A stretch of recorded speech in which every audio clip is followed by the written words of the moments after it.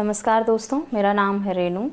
मैं एक एडवोकेट और सोशल वर्कर हूँ। इस वीडियो में मैं आपको बताने वाली हूँ कि स्त्री धन क्या होता है, दहेज और स्त्री धन में क्या फ़र्क है। साथ ही साथ यदि किसी वधू का स्त्री धन उसके ससुराल वाले नहीं देते हैं, उसे जबरन या बहला फुसला कर या किसी तरह से अपना अधिकार जताकर अपने पास रख लेते हैं, तो उन्हें किस तरह से सज़ा और जुर्माने से दंडित किया जा सकता है। तो पूरी जानकारी के लिए इस वीडियो के अंत तक बने रहें। पूरी वीडियो देखेंगे तभी आपको पूरी जानकारी प्राप्त हो पाएगी और आप उसका सही से उपयोग कर पाएंगे। जैसा कि हम सब जानते हैं कि शादी विवाह हमारी एक सामाजिक परंपरा है और इन परंपराओं के चलते सभी जाति धर्मों में लेन देन का भी रिवाज है, जो गिफ्ट के रूप में, कैश के रूप में, ज्वेलरी के रूप में या चल अचल संपत्ति के रूप में अपनी बेटी को माँ बाप की तरफ से दिया जाता है या वधू को वर पक्ष के घर जाते हुए दिया जाता है।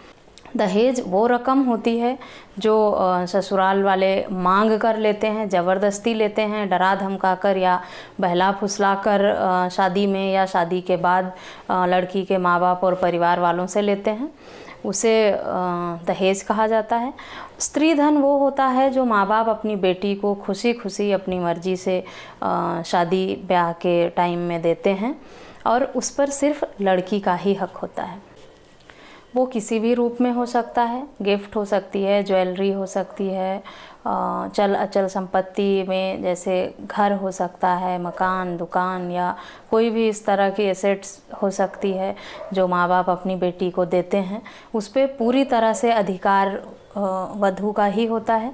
यदि किसी भी तरह से जोर ज़बरदस्ती या बहला फुसला कर या जबरन बहू से उसके ससुराल वाले ले लेते हैं और शादी के 3 माह के भीतर उसे नहीं लौटाते हैं और इसके साथ ही साथ यदि उनके बीच में कोई अनबन होती है और वधू घर छोड़ देती है या पति से अलग रहना चाहती है, उस अवस्था में भी यदि ससुराल वाले उसकी जो भी स्त्री धन है वो नहीं लौटाते हैं, उसे अपने पास रख लेते हैं और बहू को खाली हाथ वहाँ से जाना पड़ता है और बहुत सारी परेशानियों का सामना करना पड़ता है। ऐसे में यदि बहू डाइवोर्स और मेंटेनेंस का केस करती है तो साथ ही साथ वो आपके ऊपर स्त्री धन ना लौटाने का भी केस कर सकती है, जो 405 जो आईपीसी की धारा 405 और 406 के अंतर्गत किया जाता है।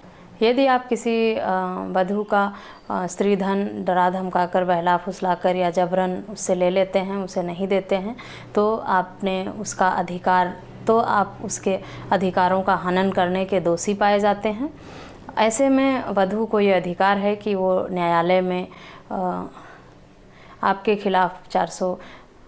खिलाफ आईपीसी की धारा 405, 406 के तहत मुकदमा दर्ज कराकर आपको सज़ा या जुर्माना से दंडित करवा सकती है। ये प्रोविज़न है कि आपने किसी की संपत्ति को जबरन अपने पास रख लिया है, बहला फुसला कर रख लिया है या किसी की संपत्ति हड़प ली है या उस पर अपना अधिकार कर लिया है जबकि आपका उस पर कोई अधिकार नहीं था, मांगने पर भी लौटाया नहीं है, जिसकी वजह से उसे बहुत सारी परेशानियों का सामना करना पड़ा है, उसे हड़पने का प्रयास किया है। 406 आता है क्रिमिनल ब्रीच ऑफ ट्रस्ट। 406 के अंतर्गत क्रिमिनल ब्रीच ऑफ ट्रस्ट आता है क्रिमिनल ब्रीच ऑफ ट्रस्ट। 406 के अंतर्गत क्रिमिनल ब्रीच ऑफ ट्रस्ट आता है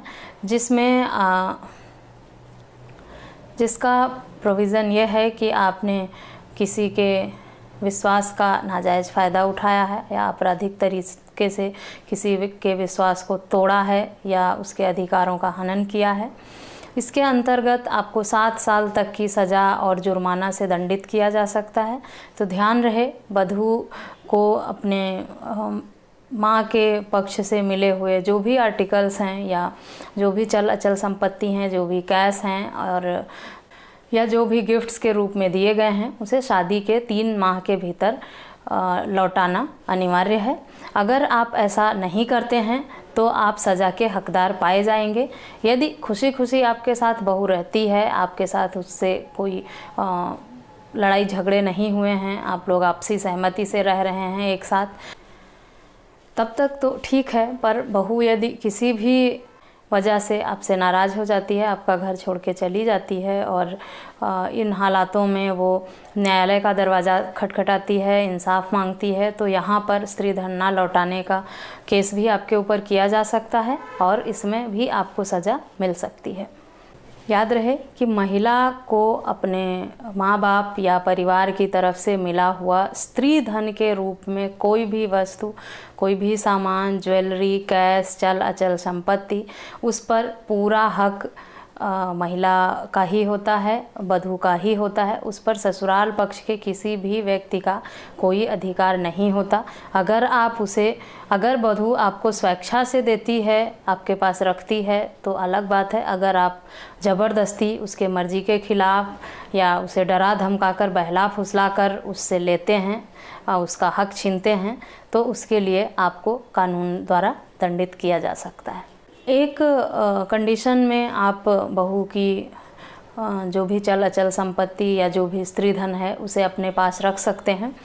वो ये होता है कि यदि बहू की उम्र 18 साल से कम है, यदि किसी लड़की की शादी 18 साल से कम उम्र में हो गई है तो उसे जिम्मेदार नहीं माना जाता। आप उस हालात में जो परिवार के गार्जियन या मुखिया हैं वो उसकी 18 साल पूरे होने तक उस आर्टिकल को या उस चल अचल संपत्ति को, गिफ्ट या ज्वेलरी जो भी है, उसको अपने पास रख सकते हैं।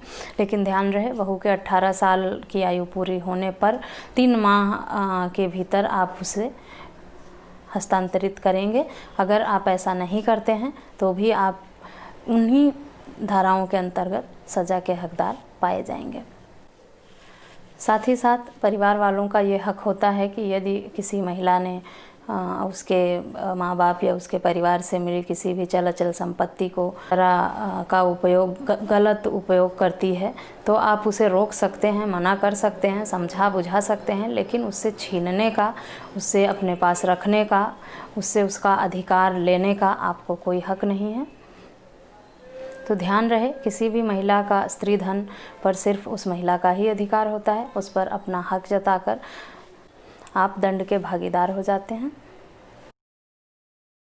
तो इस वीडियो के माध्यम से मैंने बताने का प्रयास किया है कि स्त्री धन क्या होता है, स्त्री धन और दहेज में क्या फ़र्क है, स्त्री धन पर किसका हक है और स्त्री धन ना लौटाने पर वर पक्ष को या लड़की के ससुराल पक्ष को किस तरह से सज़ा और जुर्माने से दंडित किया जा सकता है, कितने साल के सज़ा या कारावास का प्रावधान है, कितना जुर्माना लगाया जा सकता है। आशा करती हूँ आपको मेरी वीडियो पसंद आई होगी। इस वीडियो से संबंधित अधिक जानकारी के लिए मेरी वेबसाइट a2zkanun.com पर विज़िट करके आप वहाँ से और अधिक लिखित जानकारी प्राप्त कर सकते हैं। इस तरह के किसी अन्य टॉपिक पर और वीडियो पाने के लिए आप मुझे ईमेल या कमेंट करके बता सकते हैं। तो इस वीडियो में बस इतना ही, मिलते हैं नेक्स्ट वीडियो में। तब तक के लिए थैंक यू एंड बाय।